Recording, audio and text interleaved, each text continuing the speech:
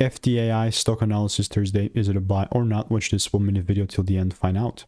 With FTA Aviation stock, or FTAI Aviation, I see a 3% decrease in price.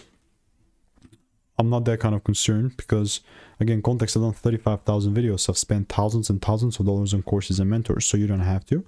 And I already have my overall, chart here.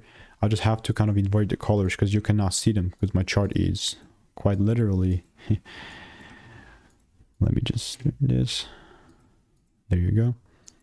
So what this meant was that it's a bearish market for me, and it's only going to be something bullish if it starts to go above 131 bucks really. Now why is it like that? Because this is like what's holding the price down. And it did reach the supply gap, and after it reached the supply gap, yeah, honestly just must give me a proper shift in order for me to take things low. So I'm going to continue to keep you updated. This is by no means financial advice. And yeah, I mean, it's very, very boring. Like, you're just waiting, most of the thing, like 99% of the time you're waiting, but then when it comes, it comes.